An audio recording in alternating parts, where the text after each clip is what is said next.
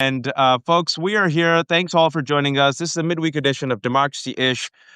We've had a very anti fascist day here at the Left Hook, and Damn Digest is always anti fascist. I had Mehdi Hassan on earlier, where he was talking about his Jubilee debate with 20, let's just be honest, not conservatives, fascists. And then we had Ruth Ben-Ghiat, who talked about this moment where Trump is going full fascist, and she really connected the dots. I strongly recommend listening to those two interviews. I'll have them out later today. But it's a perfect setup to Danielle and my conversation today, a much promised conversation on Andor Season 2 and the politics of Star Wars and resistance. And like I said when I was talking to Ruth about an hour and a half ago, you don't have to have seen Andor Season 1, Season 2. You don't have to have seen Star Wars or been a fan. We did Andor Season 1. We connected the dots, and a lot of our viewers who have not seen it seem to enjoy it. So what I'll do before handing it over to Danielle, because Andor Season 2 is far more fresh in her mind. She has now seen Andor Season 1, Season 2. For those who don't follow Star Wars, that's the prequel that sets up the movie Rogue One, and the Rogue One then sets up Star Wars A New Hope and Empire Strikes Back, which you all should know by now as Luke Skywalker, Han Solo, and Darth Vader. For those who don't know, Andor, the television series, was a phenomenon which came out a few years ago. Season 1, Season 2.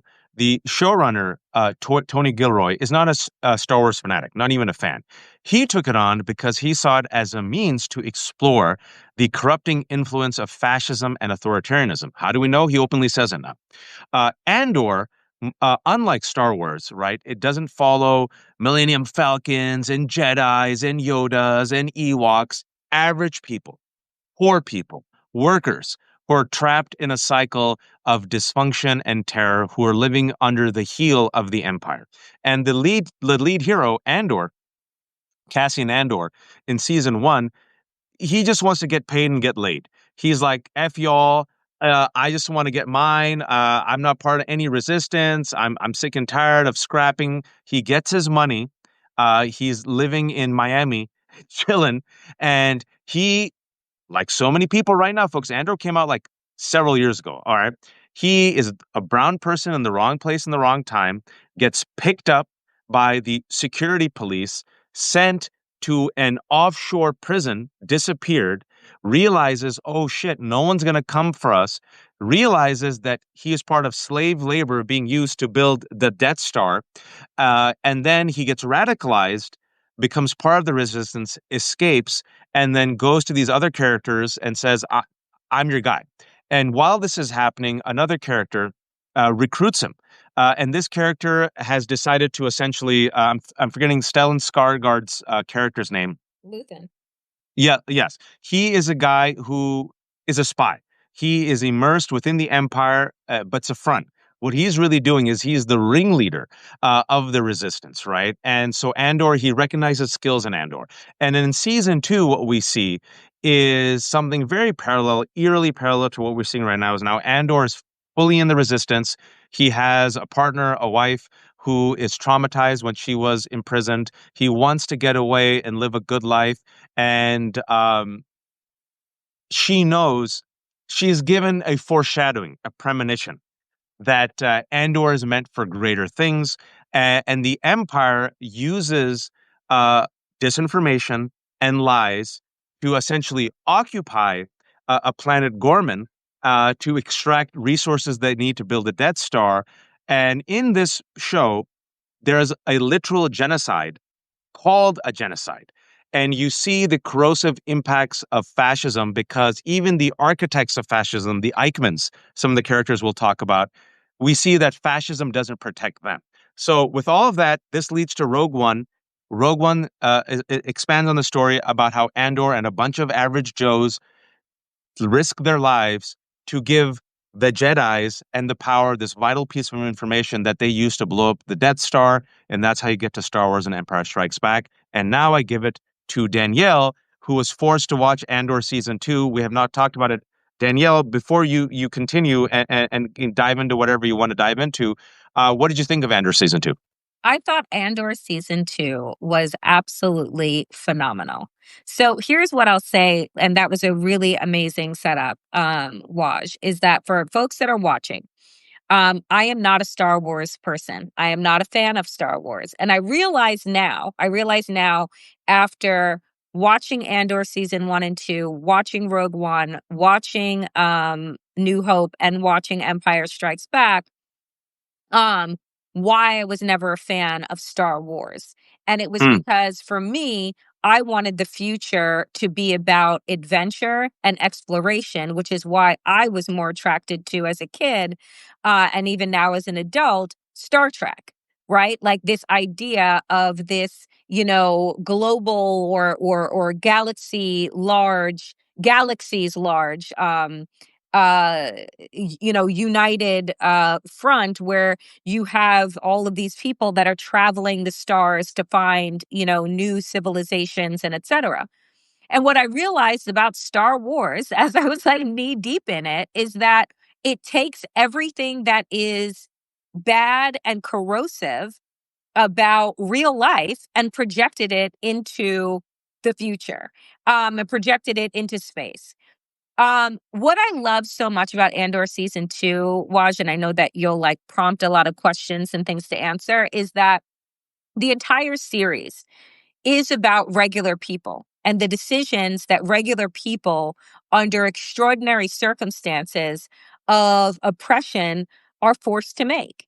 And you have like right now, we're in that grinder where we are deciding individually and collectively how to respond to American autocracy, right? And what are we going to do? Are we going to keep our heads down as individuals, amass as much money as we possibly can, mm. hoping that it's going to save us, hoping that we'll be able to get out before it's too late? Like just worrying about the me, which was Andor season 1? Or do I recognize that no matter how much money I amass, no matter where I go, that if I don't deal with this threat, I'm going to be running forever, which is Andor season 2. And that the power isn't in the purse necessarily, but it is in the collective, right? And that how powerful of a leader he becomes when he assumes the identity of a resistor, of being a part of the resistance, because he tried to keep his head down. He tried to stay out of the way. I got my money. I'm going to go to my place. I'm just, I'm here. I'm getting snacks and I'm drinking cocktails. And the next thing you know, you're in prison for the rest of your life. As he finds out, until you die, there is no escape. And so I think that Andor, the writers of Andor, the visionaries behind Andor were so brilliant in how they could show us in very real step by step how fascism takes hold, what you were forced to give on both sides, and that eventually no one is safe, not Yep. even those who pledge their allegiance to said oppressors. Are you ever safe? And so it was just so brilliant. But I will tell you, you should have fucking warned me about Rogue One, and all that happens, because I was like in tears. But So we'll get to Rogue One, folks, but but um, so it's a lot to unpack what you just said, and there's a lot happening in Andor season 1 and season 2, which sadly, as we are now in a fascist regime, I call it a fascist regime, and I want to go back to the conversation I had with Mehdi and Ruth Ben Giat, where we were talking about how this is a fascist regime, the attack on the press. Disinformation. Ruth said that's step one of authoritarianism, right? Unleashing your own secret police, the Gestapo, right? Masked folks, right? The self-destructive aspect of fascists, right? Anti-immigrant, picking on one particular group, right? Making them the outlier. And you see this happening in Andor season 1 and season 2, right? Specifically, I think the one of the most shocking and topical episodes that really was breathtaking, I believe, was episode 7, the Ghorman massacre, where they show the empire just unleashing disinformation to make these Ghorman rebels. They're just average folks, seem to be, basically Antifa, right? Invaders, to justify violence against them, right? They keep escalating with boots on the ground. Does it sound familiar? And then they unleash hell and just massacre people, right? And the title episode, I think, is really good, and it's "Who Are You?" "Who Are You" is the name of the episode Yeah. because it's who are you during fascism, right? And one of the characters who essentially realizes that he was enabled this genocide is Cyril. For those who don't know, Yes. Cyril I'm so waiting for this. Okay. Cyril is like an Eichmann. Cyril is this dude, an incel guy, just going along, trying to make his, ends meet, trying to get ahead, a low level like bureaucrat who has a henpecked mother, wants to be an alpha male, and he falls in love with this evil character, Dedra. Dedra is like his boss, very ambitious supervisor of like, let's just say ICE, right? Who's like just Yeah. committed to hunting and eliminating the invaders and Andor. So Cyril is this low level guy who's infatuated with her, works his way up, works his way up. He's now in a relationship with Dedra. He thinks he's doing, important work for the Empire. He thinks he's doing noble work, right? He thinks he's trying to capture Cassian Andor. And his girlfriend, Dedra, who is his kind of his superior, doesn't tell him that his job is essentially to run cover for what is the end goal, which ends up being a Yeah. genocide. And in episode 7, he realizes, oh shit, my own girlfriend lied to me. The Empire lied to me. I'm not here doing noble work. I was used as a tool. And now, I've spent 2 years of my life doing this. And now there's going to be a genocide. And ironically, in this genocide, he finally sees Cassian Andor, the guy he's been hunting for years. And he goes and chases him. He goes, aha, I'll get to Cassian Andor. And he has Cassian Andor dead to rights. And Andor is like, who are you? Because he has no idea, like, Who are why are you? you trying to kill me? And so he asks him, who are you? And Cyril freezes. Okay, I'll give it to you because that's So the title of the yeah, episode. I will say this, that Cyril's character was probably one of the scariest to me because you could see he was so steeped in insecurity. He was such a small person in terms of how he saw himself. So he gets hooked up and a part of, right, the empire to make him feel strong. He is the incel, right? He is the incel that Elon Musk taps to run Doge, right? Like he is that hates women, hates himself, has this henpecked mother, but like I'm going to find what is going to make me feel like a man. And what makes him feel like a man are all of the toxic traits that we now understand as toxic masculinity. And when you see him as he's like, pushing the boundaries of his own power, right? Which is how he gets demoted. Essentially, he overruns his boss, and this is in season 1. But in season 2, he sees himself in Dedra. Dedra is like essentially this aspirational character for him that is so strong. She's in the room where everything happens, right? Like she is working to be the decision maker, the number 2 to the emperor, essentially. She's like working her way up. And initially she's disgusted by him, right? Like, get off me. Why are you like, following me? But then she realizes like no one is that there's no life that she has. There's no love that she has in her life. There's no connectedness. And so I think that their relationship becomes really interesting because one, you got to see Detra as the protector for a moment of him with regard to his mother. And I think that this is really important is that like Cyril is a man that was like broken down over time by his mother, which makes him a prime candidate for the empire, this place that is bigger than you and is going to make you feel bigger than life. Dedra is this woman that he loves, who he also admires and puts up on this pedestal, who, when Dedra meets his mother, is like, so here's how you're going to act moving forward. Like, Yep. you're going to treat him with respect. You're going to keep your opinions to your fucking self. And if you don't, right, like, this is what's going to happen. And if you do, you'll get to see your son and you'll get to have like this life. And you watch his mother like, whoa. And you see Syril be like, oh my God, no one's ever stood up to me, which then also in his mind, he sees Dedra, to me, Waj, Dedra and the Empire as one and the same. Yeah. So it's like the Empire stood up for me, right? Like now my mother sees how important I am, how powerful I am, etc. And the world is seeing me in this way.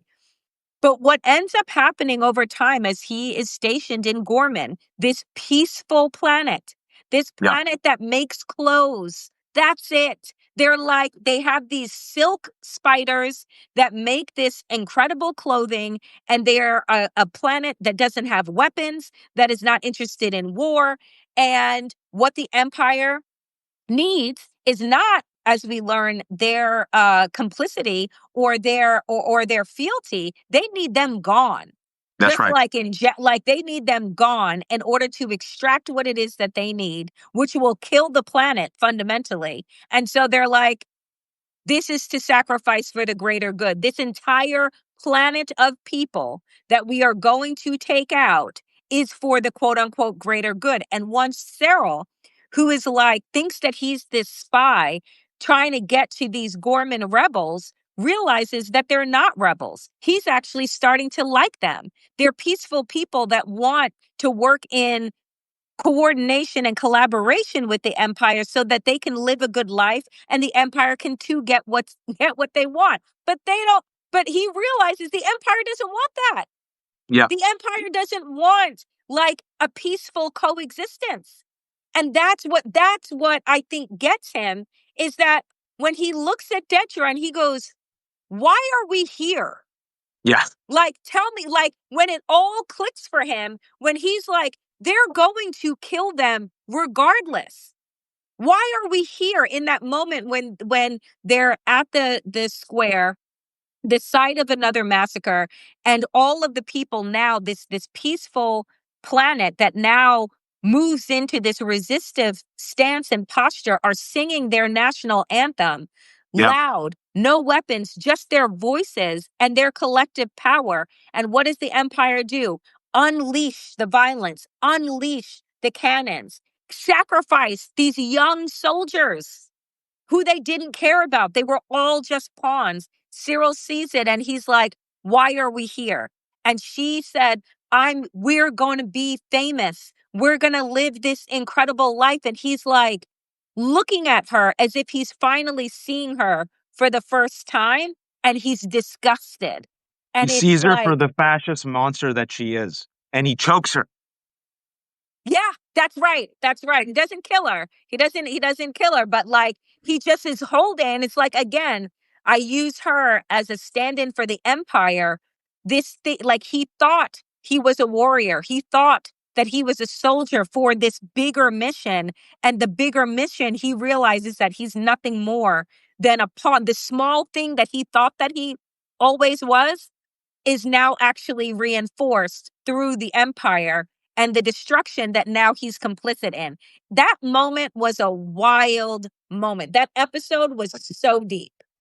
Yeah, it's excellent breakdown. That was episode 8, which I think is one of the best episodes, which shows the Ghorman massacre and shows Syril coming to the realization that he was a pawn and that he was used and abused, and that he betrayed the people who he came to respect. And then in his final moments, right, he sees Cassian Andor. Yep. The man I've been hunting is literally right in front of me, and he has Cassian Andor dead to rights. And like again, Andor has no idea who this guy is. Andor's like, "Who are you? Who are you?" And that question, "Who are you?" stops Syril. Syril has Andor dead to rights. He can shoot him, and Andor had, "Who are you?" And he didn't have an answer because he didn't know. And that's what fascism does. It deconstructs you completely, right? And he was left completely bereft of identity, of purpose. Everything that he knew was a lie. The woman that he loved was revealed to be a monster. And Cyril's like, oh my God, what did I give up? Who am I? And there was no answer, folks, because let's just say he doesn't last. I mean, but that's it. He stopped dead in his tracks with this fundamental question that I feel like all of us, all Americans, are grappling with, which is who are we? Right? Yep. We thought America was the good guys. We thought that we were part of like the axis of good. We thought that we were the purveyors of democracy. And now all of a sudden, we are the complete and total opposite of that. But the question is, was there ever a time that America was actually thoroughly good? No, there wasn't. The stories were just better, and the people who were feeding us those stories weren't like devoid of empathy and, and I don't know, morals and values and a compass and all of those things. But that moment to me when he's asked, "Who are you?" and he ends up getting shot, and then he's dead. He's dead. And it's Done. just and that is it. And it's like, what and he's I feel like he takes out like why he's like beating and tussling with Andor is that like he needs some place now. This person that began all of his unraveling, he needs to take out all that he has now discovered and known in the anger and all just directed on Andor. And it's just like, it's you. But now Andors, the resistors are everywhere. And it gives him a sense of purpose. But at the end, when he asks him, "Who are you?" I think that's why he has it. Like, why am I even hunting this man? I've been programmed to hunt this man who was allegedly my enemy. And I do think there's a parallel throughout history and throughout time through authoritarian regimes where there's people like Cyril who are like mini Eichmanns. There are people who are caught up within the system, although Eichmann was a superior, but people who are just average Joes who want a greater sense of purpose, who want to be the heroes of the story, who think they are one of the good guys, who want to be part of this epic story where they will be like these Vikings who will enter Valhalla, right? And they're caught up and they don't realize that at the end of the day, they're nothing but pawns. And look at what they make you give. To quote Born Identity, look at what they make you give. They make you give up everything. Cyril dies, just like all the other innocent people of Ghorman massacred.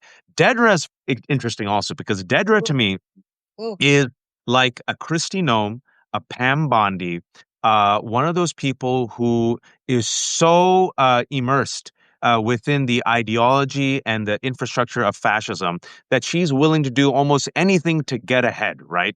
She is willing to even go over her superiors. She's willing to even bend the bureaucracy to her own detriment to pursue the righteous cause, right? She's like probably a more competent Laura Loomer. And I don't know if I should say no disrespect to Laura Loomer or no disrespect to Dedra. No The disrespect actress, to Dedra. the Denise Goff, who's the actress, is fantastic. I don't know if you've seen interviews with her. She is like one of the most charming, like sweet, really talented, funny, super pro-Palestinian, anti-fascist actors. And I'm like, well done, Denise Goff. Like the fact that you did Dedra, hats off. Like such a And despicable character. I had to show my sister the actress who plays Dedra, like in real life. And I said, and she didn't recognize her. She I said didn't the either. way that she was, and like, it's not like she's wearing a mask. It's not like there is any percent, but the way that she's able to contort her face to just be like hateful and, like you smell something sour all the time. Like it's just, the acting was incredible. Dedra's character to me, there is so much to unpack there, Waj, because I think that, again, going back to the dinner that she has with Cyril's mother, is when it is revealed to us that Dedra is a product of the system, Yep. that Dedra doesn't have parents, that her parents were killed and jailed for being criminals. But now we ask ourselves, were her parents actually criminals? Maybe at some point they'll tell a story that like her parents were a part of the resistance and that's why they were killed, right? Like we don't know. But the state, the empire raises her. Yeah. So all she knows is the empire as being this, daddy, being this father figure, the emperor, knows all and cares for all and does all.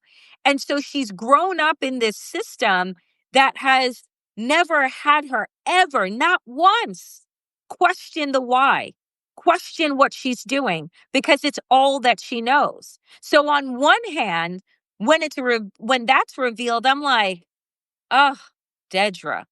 Like, the indoctrination of it all, the misinformation and the lies that you were fed, that you have nothing to put it against, right? Like there's no wavering. And as soldiers, you don't critically think, you follow orders. That's what makes a good soldier, right? It's for the higher ups to think about strategy and what have you. You as a soldier are your boots on the ground, you do what you're told. And so when you realize that, it was like for a hot second, Waj, I was just like, ugh, Dedra. And You're then I too was nice. just like, I'd even but give it to her. and I'm like, but you're a total and complete nihilist and a fascist and just disgusting that you could justify in your own mind the genocide of an entire planet that now no longer exists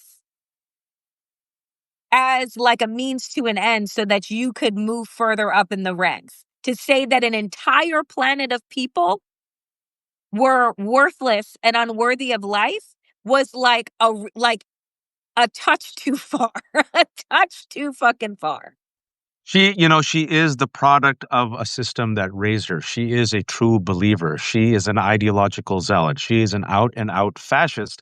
And it makes you think, she's very smart.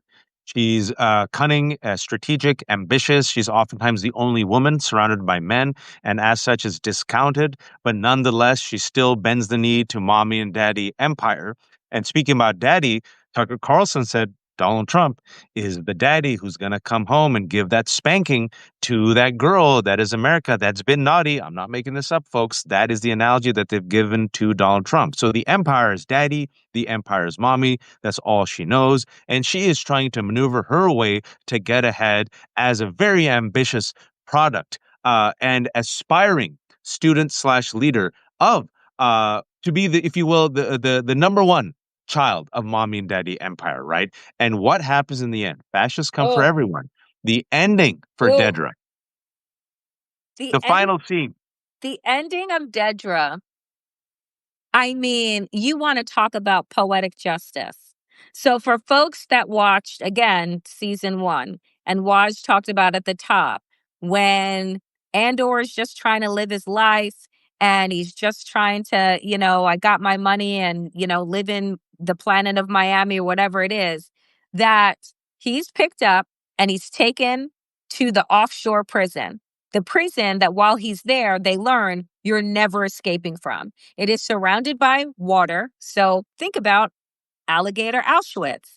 Think Yep. about the way in which, like, now you're trapped. And that what used to be low level offenses, because the policies have been changed by the empire, because they're in a rush to make what? The Death Star. So they need more people. They need more criminals in order to process all of the machines that the gadgets or whatever it is, the cogs that are creating the Death Star. Danny, and So can you remind people the big beautiful bill? It just gave $180 billion funding to $180 what? billion to ICE to now become the 16th largest military in the world. And And more detention centers more detention centers and private prisons.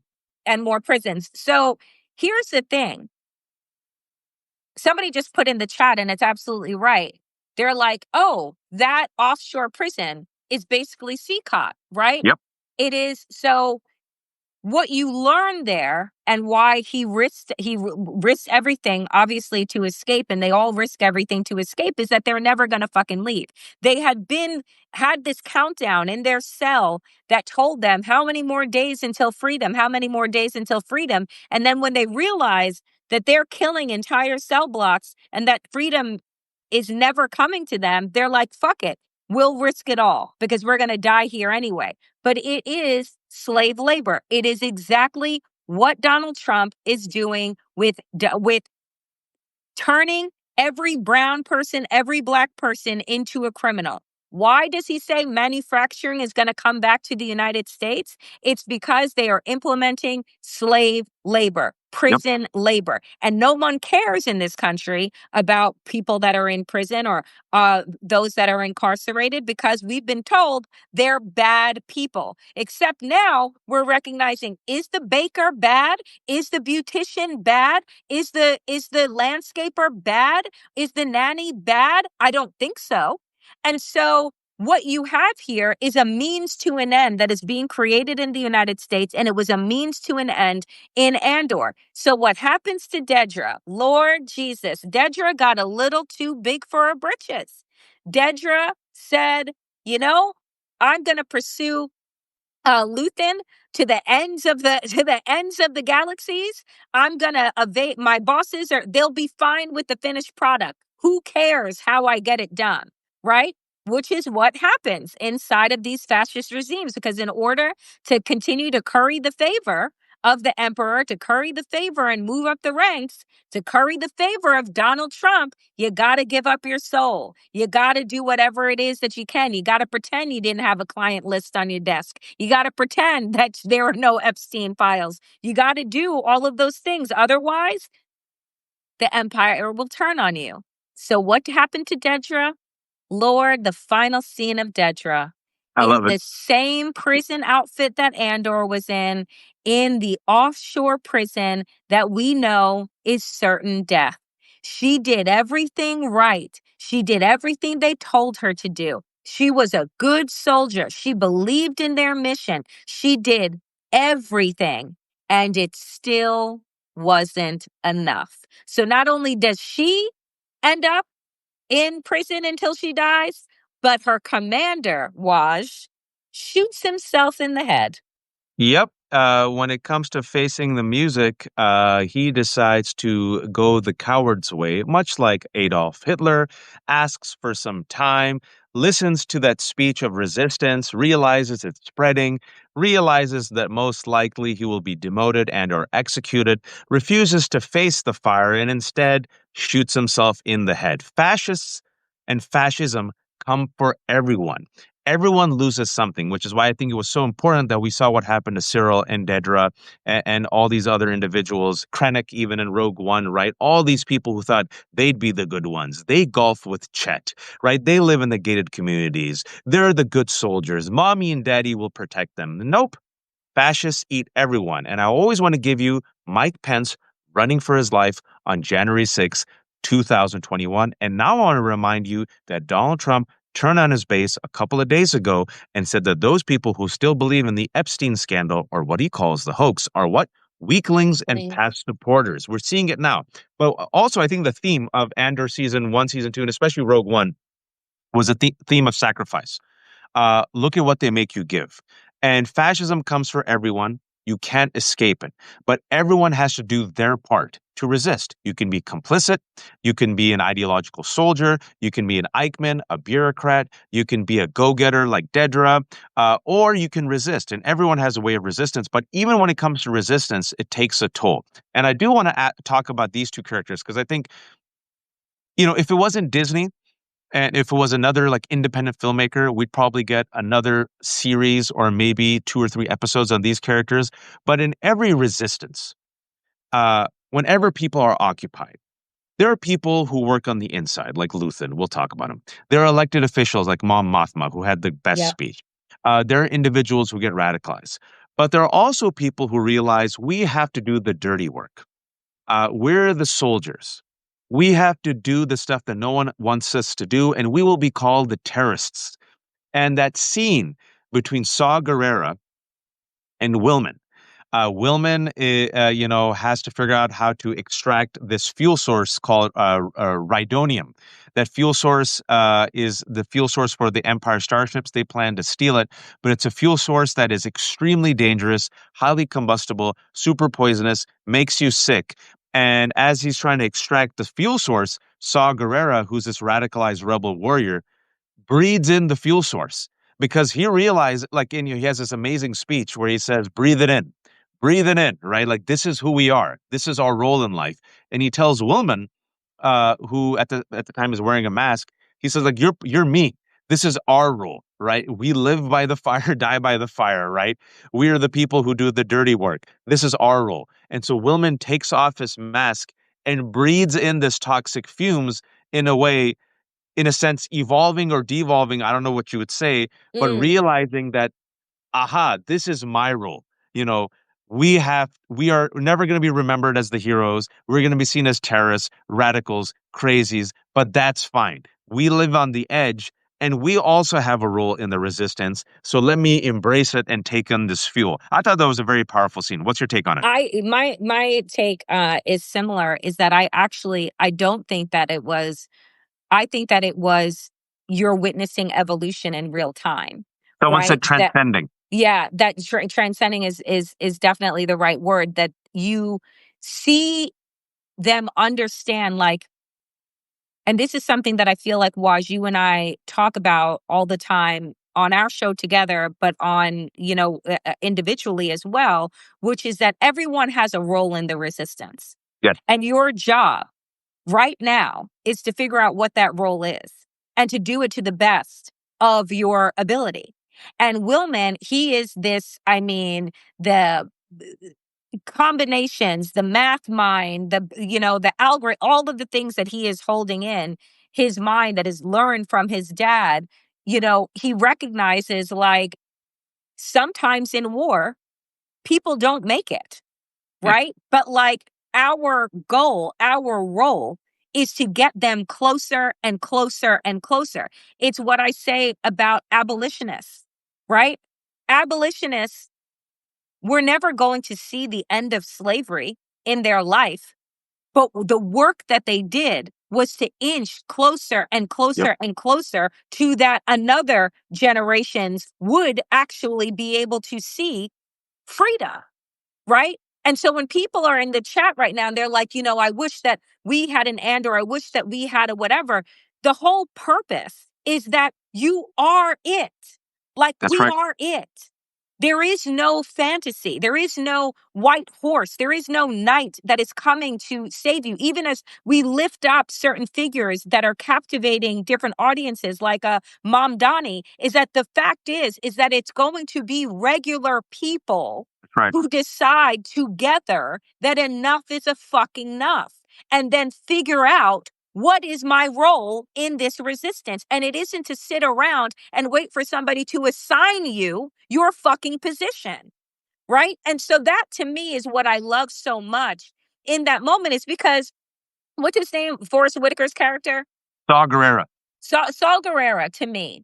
Saul Guerrero was wild, yo. Yeah. He was wild. And he was like the pirate of all pirates, right? Like the rebel of all rebels.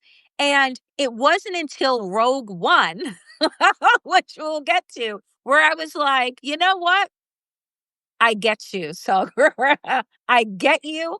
And you know what? You're not all bad. The world did this to you. The That's right. galaxies did this to you. This, like, but still, even still, you still had love in your heart and compassion, right? Because of what he would do later on in Rogue One, which we'll get to. But I'm just like, you have to figure, the whole point of this series and us discussing it is to figure out, there is no space for apathy inside of fascism.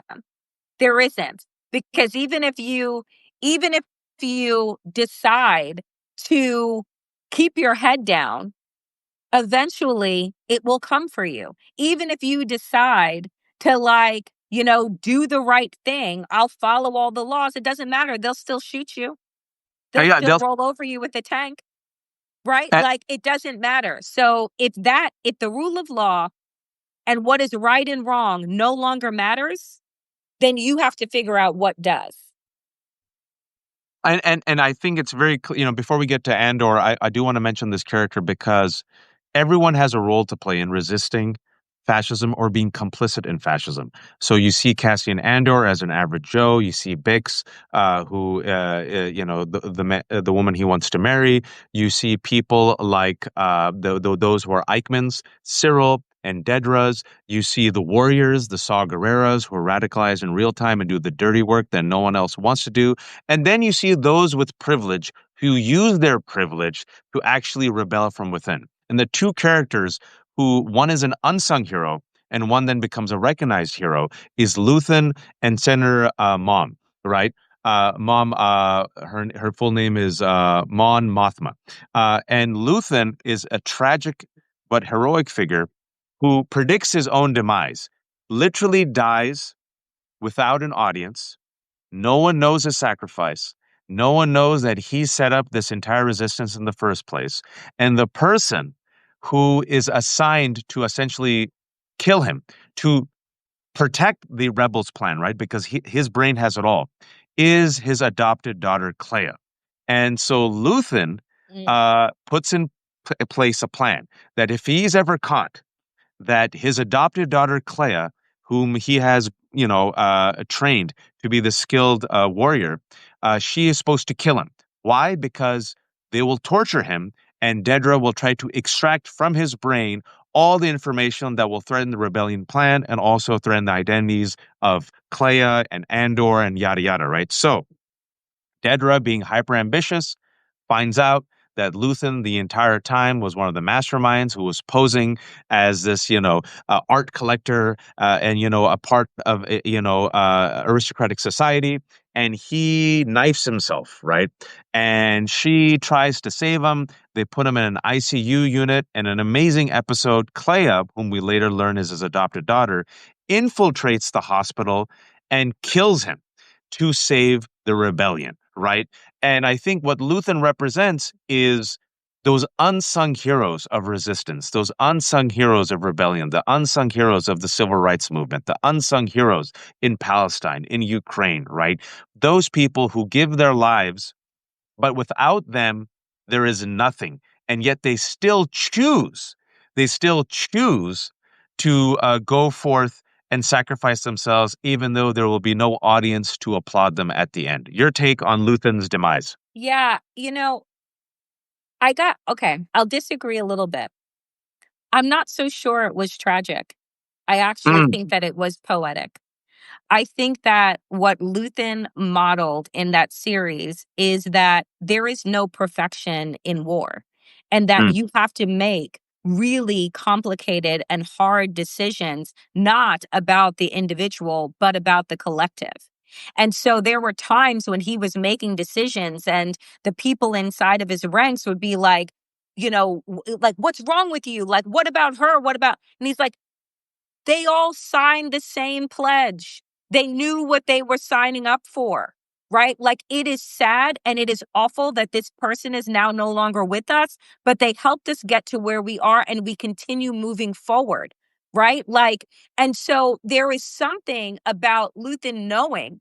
yeah. I mean, what we understand, let's assume, Waj, that he's like in his 70s, right? Like his early 70s, his late 60s or whatever.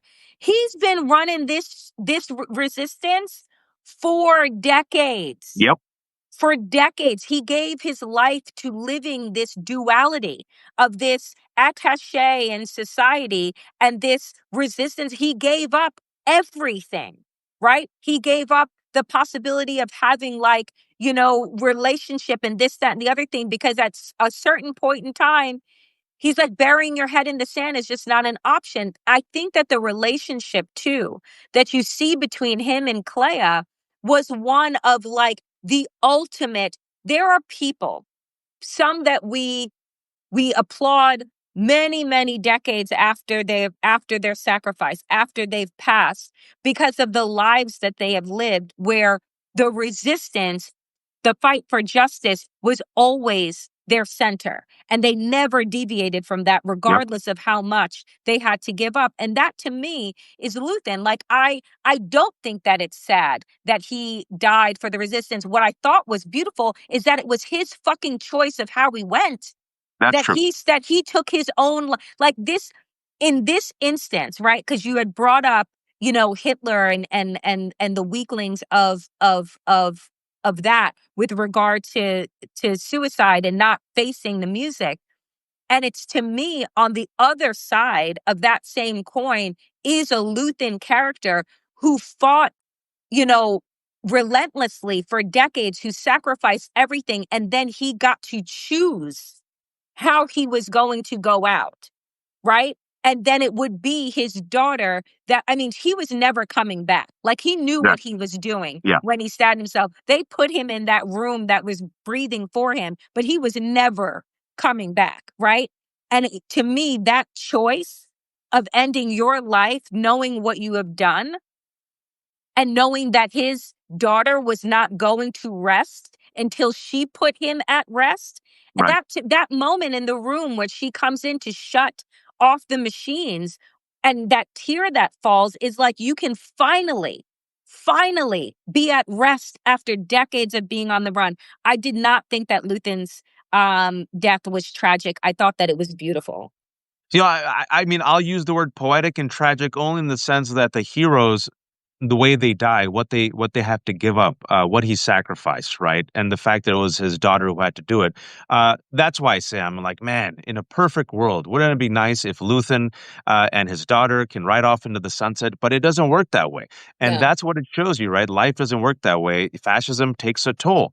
And those who resist fascism come in the forms of a Luthen, a man who chooses to use his privilege to live this dual life, to die before death, giving up any semblance of hope of a normal life for the sake of a greater cause, right? For the many.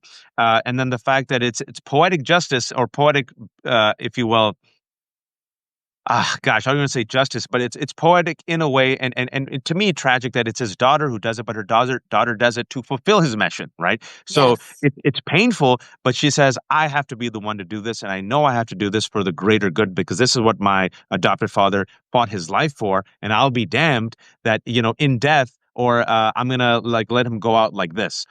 So it was bittersweet. Let me put it that way for me. And another example of resisting is people in positions of power, politicians, using their platform to speak the truth. And oh my, I wish we had more Mon Mothmas in the United States of America. There is a fantastic speech where Mon Mothma, much like Luthen, is playing a dual game. She also has to give up her husband. She has to give up her home. She has to give up her family. And then she has to eventually flee to be one of the leaders of the rebellion. She is a senator. And while there was the massacre slash genocide of Ghorman, the disinformation network of the Empire goes in full effect Mhm. and tries to confuse people. Mhm. So she engineers a platform, if you will. She does a Cory Booker a speech, but in a much more meaningful way than Cory Booker, who I'm not really that fond of, but I digress. And she says the following. I stand this morning with a difficult message. I believe we're in a crisis. The distance between what is said and what is known to be true has become an abyss. Of all things at risk, the loss of an objective reality is perhaps the most dangerous. The death of truth is the ultimate victory of evil.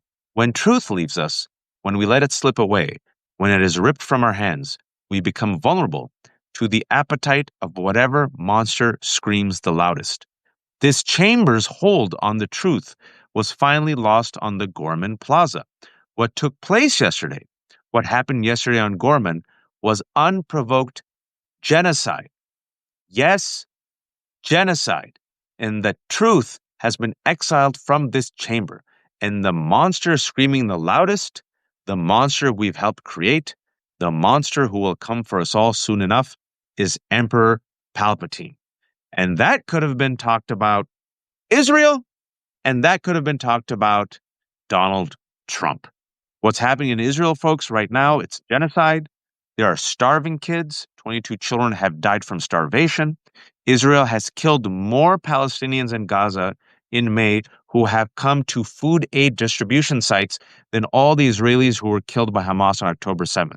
They have sniped these Palestinians who are starving who have come to food aid distribution sites. And folks, we're seeing the disinformation that's happening in America. where immigrants are seen as invaders, where the violent insurrection was seen as not a violent insurrection, but, oh, heroes and patriots trying to save America. We're seeing it in real time. We're seeing it in real time. And I wish, oh, Danielle, there was more Mon Mothmas. And Mon Mothma, for speaking the truth, loses a lot. Yes, she lives. She lives even to the prequels. But she gives up her family. She gives up her comfort. She gives up her husband. Gives up her daughter. And she, at the last second, is whisked away to safety by Cassian Andor. Your take on Mon Mothma? Yeah, I was tearing up when you were reading the speech because I cried when I watched it the first time because all that I thought about was Gaza. And even today, there is an obscene opinion piece that was published in the New York Times by Bret Stephens to try and convince us that our eyes are lying to us, that we are not seeing skeletal children that are being starved to death. Starvation is Yep. not a tool of war, it is a tool of genocide. And to have that fucking man be able to publish a piece in the New York fucking Times that tells us that, oh, it's not a genocide because only 60,000 Palestinians have been murdered is offensive, depraved, sociopathic. There are not enough words. There are I not enough refuse to words. read it. I saw the headline. I couldn't believe it was published. I saw it was written by Bret Stephens. Guys, I I'm telling refused you, to click it. don't read it because it is worthless. It is worthless. Because again, to make this connection, AIPAC,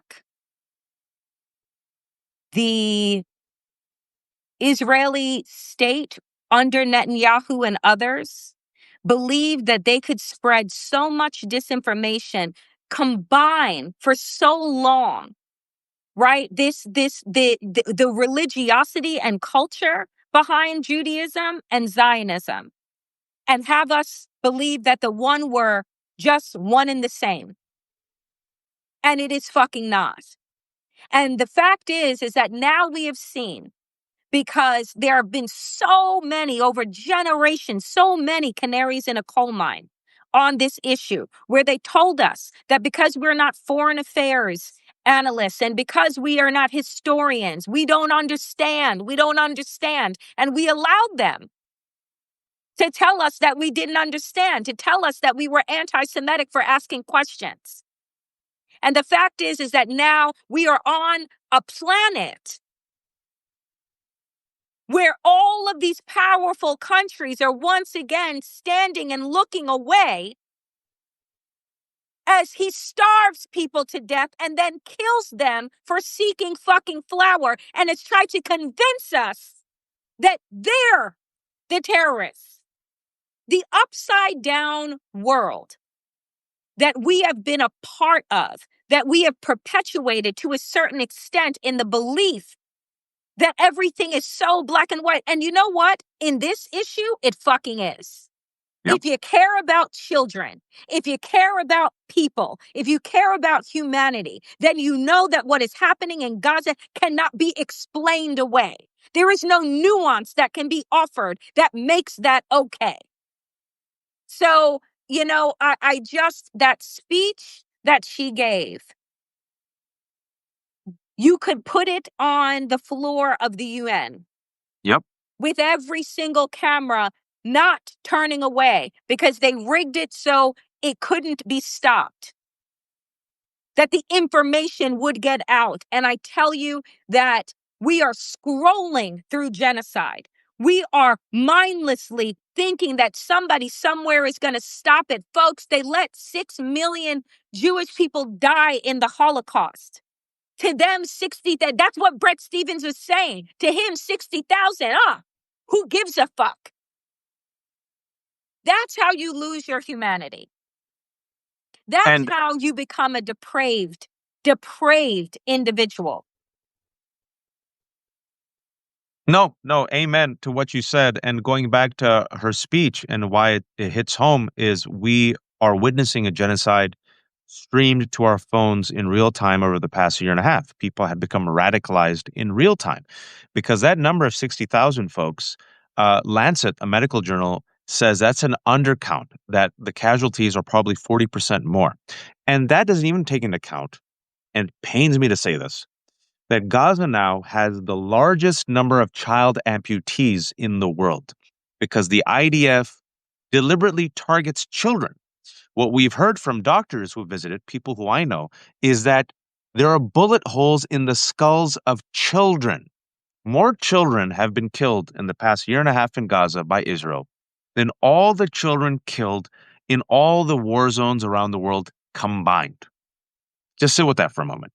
And now they are starving this population. 22 children have died in the past 3 days. And then when these starving people go to the food aid distribution sites since May, they're picking them off one by one, killing more than 1,200 people. And the Haaretz said that IDF soldiers told them that they were instructed by their commanders to shoot at these people. And an exact quote from an unnamed IDF soldier was, "It's a killing field." And what can we not say in public? Genocide. We can't say it. Can't say it, folks. But get this week, Omar Bertov, a scholar on genocide from Brown University, who is Jewish American, who was born in Israel, very sober, very well respected, had a piece in the New York Times. Yes, this is genocide. In order to do it both sides, they bought that piece of shit Brett Stevens to say, no, it's not a genocide. And this is why words matter. This is why acknowledging what is happening matters. This is why saying fascism matters, saying racism, calling it racism, not economic anxiety, racial flare up, racial trip up, right? Calling it a genocide, war crimes. And that's why Mothma's speech was so, my gosh, on point. Because you see, how a genocide is orchestrated in Andor season 2, how it is implemented, and then how it was whitewashed through disinformation, which is why Senator Mothma has to engineer this moment where she could look at the world, cut through the bullshit, and say, quote, what happened yesterday on Ghorman, Gaza, was unprovoked genocide. Yes, genocide. And that truth has been exiled from this chamber. And the monster screaming the loudest, the monster we've helped create, Netanyahu, the monster who will come for all of us soon enough, is fascism. And folks, 2 weeks ago, Schumer, Chris Coons, Cory Booker, Adam Schiff, Amy Klobuchar, along with Republicans, took a photo smiling with war criminal Benjamin Netanyahu. Art imitates life. I want to say this because right now there are 992 people that are watching live, and people, again, you feel powerless and you feel hopeless. Call your representatives who are now at home in their fucking district. I'm supposed to be in their district offices, but if they're Republican, I'm certain that they're hiding underneath their couches. Call their offices nonstop and ask them to put an end to the genocide in Gaza. Keep calling, keep showing up, because the fact of the matter is that they are going to wipe out that population, but they're not going to wipe all of our memories. Yeah. Right? They're not. Right? Because just like you think, well, it's not me today. Oh, they see what they can do. They see what they can engineer. They see what the world willfully will turn away from. And they will continue on that path. So if there is nothing else that you do, you call your fucking representatives and your senators and you tell them to put an end to genocide. You call, if you're in New York, fucking Schumer's office and say, you disgust me. And I'm going to ensure that you're done in New York. He's done. You're done, right? Like, we, the people, still have a voice, and it will never be louder than it is now, and it will never be more powerful than it is now, because they are engineering, friends, our demise and Donald Trump's violent final act, Act 3 of Trumpism, is the violent takeover with his $180 billion backed Gestapo. And the CCOT, the offshore prison that exists in Andor, which is populated by poor brown and white and black bodies, where they do slave labor and build the Death Star that is used in Star Wars: A New Hope. And I'm telling you, folks, It ain't me. Listen to the Israeli regime. Listen to Smotrich, his own words. Listen to Ben Gvir. Listen to the president Herzog. Listen to Prime Minister Netanyahu. They're genocidal. South Africa's case to the International Court of Justice and the UN World Court, you know what they did? They simply copy pasted their own words, the words of Israeli leaders. And now Smotrich and Ben Gvir over the summer are openly, proudly telling the world, yep, we're going to conquer and cleanse. Openly genocidal regime. Folks, if this Israeli regime had a Death Star, they would use it against the Palestinians, and Senator Schumer would sit there and probably fund it. You think I'm exaggerating? I don't think I am. United States funds Israel to $3 billion every year, gives them weapons, missiles, and also gives them diplomatic cover. What people don't like appreciating or hearing is that both administrations, the Biden administration and the Trump administration, is complicit in the genocide that is happening not in Ghorman, but in Gaza. I have 7 more minutes. I delayed a interview I have to do because I have to ask Danielle about Rogue One. Okay. Because Andor, the theme is the sacrifices that you make to combat fascism, the role you play during the rise of fascism. How do you resist it? How are you a bureaucrat? How are you an incel? How are you a leader? How are you an orchestrator? What do you do? And what actions that you do, what does it take from you? And Andor sacrifices. And we get to Rogue One. It literally connects right after Andor season 2. And spoiler alert, what we find out is that Cassian Andor goes on a suicide mission with a bunch of people he just met like 2 days before, right? Rogue One takes place over like just 2-3 days if you think about it. So literally from the end of Andor season 2 to the end of Rogue One, it's only like less than a week. And Andor marches to his death, and his wife Bix knows that Andor will be martyred. She's given a premonition. And Andor says, Bix, you and me, let's just leave, and Bix is pregnant. She doesn't tell Andor. And she goes, all right, I did my mission. Let's go. And then instead of sticking around because she knows that he would give up everything for her, especially if she said she was pregnant, she leaves him. And she leaves him a note and said, once it's all done, I'll see you. But she knows, folks, she knows that she cannot have this future with the love of her life because her man serves a greater purpose. So she has to leave him so that he does the thing that he's supposed to do, because he would have abandoned it for her. If she said leave it, he would have left it. And then he joins these rebels, and they sacrifice themselves to send this vital piece of information to Senator Mothma and the Empire, excuse me, and the rebels that is used to destroy the Death Star. Your take on how it connects to Rogue Uh, One and the I sacrifice? wish that you had fucking warned me. Couldn't tell you. I couldn't tell you. And I was like, no, I said, I looked at made my sister rewatch it. And I was like, everyone dies? Everyone dies? That I've loved for this whole time? But it was extraordinary. And I think, like, again, what it models is that there is no comfort when fascism exists. The comfort that you want, the comfort that you strive for is an illusion. And I've said this so many times, all of us are not making it to the other side of Yep. Trumpism. We're not making it to the other side. And once you understand that, right, then the decisions that you make can be decisions that you're making without your ego involved. They can be decisions that you're making about the future.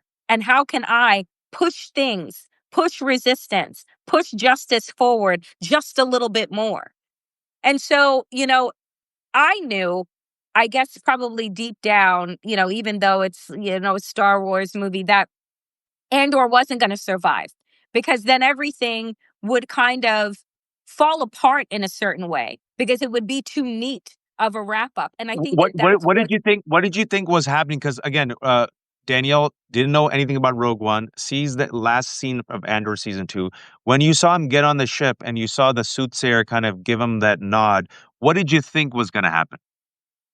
oh, I was like, he's not coming back. Oh, Yeah. Like, I was like, I mean, once I realized what they need, and I was just like, as they laid out all of the things, and we are like, get to meet the scientist, and then the daughter, and then all of these things, I was like, this sounds fucking impossible. Oh, and they're gonna miss the Death Star twice? Like, you can dodge death one good time, but I don't think you can dodge a planet being destroyed twice, and it not be obscene. So, I think that again, we followed the scientist who created the Death Star, who put in, a glitch because he knew it's just like, well, why didn't he just like stop doing the work for the empire? Because it wouldn't have mattered. They would have found somebody else. So at least he could do what he could do, which was to make a fall safe inside of it that only his daughter could find.